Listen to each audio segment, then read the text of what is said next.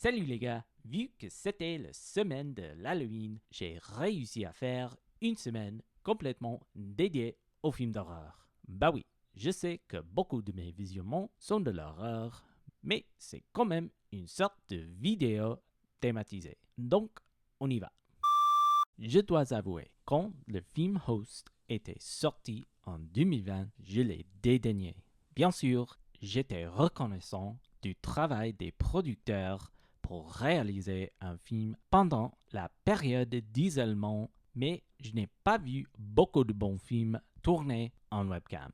Heureusement, celui-ci est l'un des rares moyens-métrages hollywoodiens, dont j'ai enfin décidé de le regarder cette semaine quand j'ai eu une aire à tuer, parce que ce n'est vraiment pas mal comme film. Ce film a débrouillé très bien avec ses limitations, et même a délivré de vrais frissons. Il y a plus des effets spéciaux dans ce film que j'imaginerais, qui a aidé à élever le film au-delà d'une réunion Zoom glorifiée. J'étais au courant du prochain film Revenge depuis qu'il est sorti, mais j'hésitais à le regarder à cause du sujet du film très lourd. En toute honnêteté, ce n'est pas qu'après le grand succès de Coralie Farger avec son film suivant, The Substance, que j'ai décidé de voir ce premier film du cinéaste.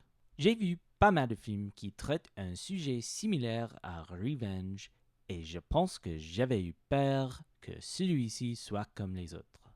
Ces soucis étaient allégés tôt dans le film, quand on voit que le réalisateur n'a eu aucun intérêt d'être choquant juste pour le fait d'être choquant.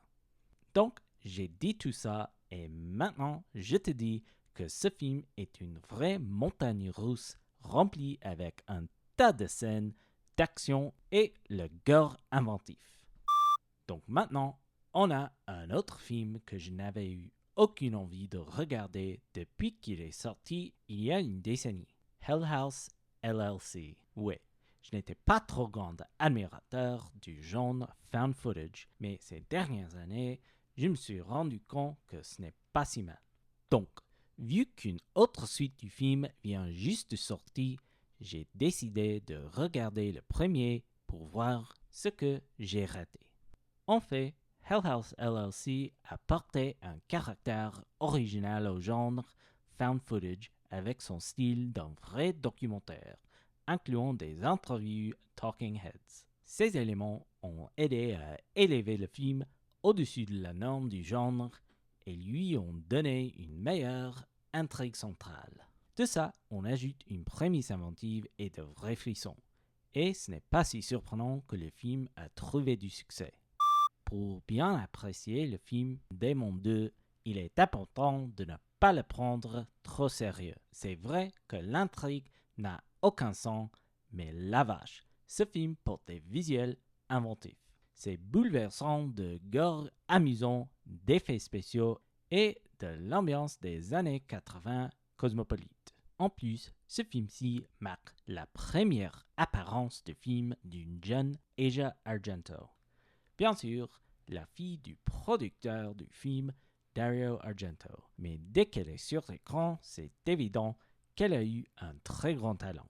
De plus, j'étais ravissant de voir encore mon comédien préféré du premier film, Bobby Rhodes, qui joue un tout nouveau personnage dans ce film. Quelque chose d'intéressant. Pendant que je faisais mes recherches sur ce film pour cette vidéo, j'ai découvert que le réalisateur Lamberto Bava venait juste de publier un roman qui sert de suite au film. En fait, il y a longtemps, une vraie suite en film était prévue, mais elle a été abandonnée avant qu'elle devienne éventuellement un autre film complètement différent. Dans tous les cas, j'ai trop hâte de lire son roman. De l'esprit terrifiant du cinéaste du film 20 ans d'écart arrive le nouveau film original de la chaîne d'horreur américaine Shudder, Other. Ok, donc, je sais que David Moreau a réalisé les films d'horreur Il et Mads, entre autres, mais j'ai vraiment eu envie de faire cette blague. Ok, on revient au film. Honnêtement, Dès que j'ai vu l'affiche très chic et que j'ai appris que le film était réalisé par Moro, j'étais très intéressé du film.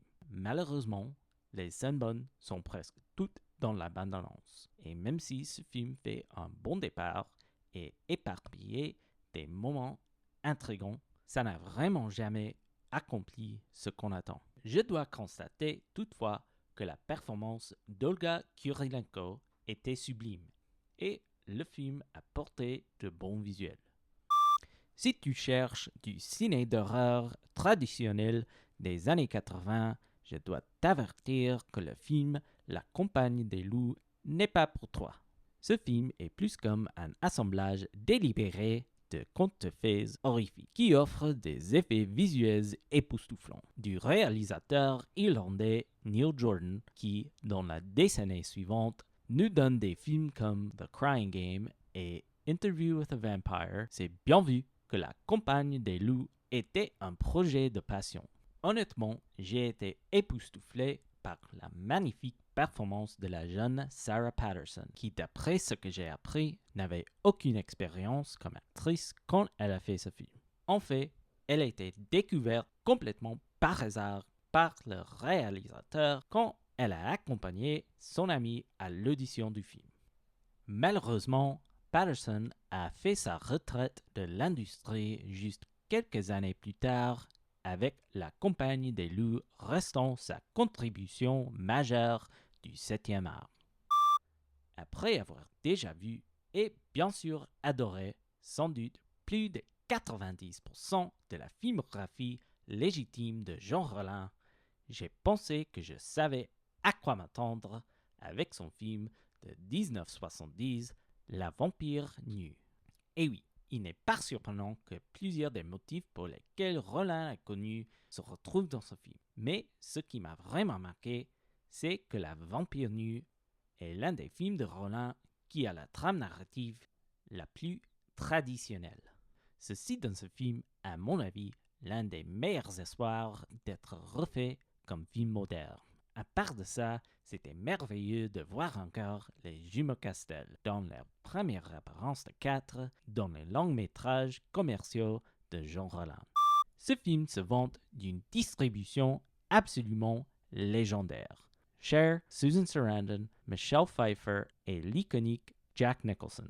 Réalisé par George Miller, qui nous a donné la saga Mad Max, le film Les Sorcières d'Eastwick est en fait basé sur un roman de John Updike. De plus, 24 années plus tard, Updike a publié une suite de son roman.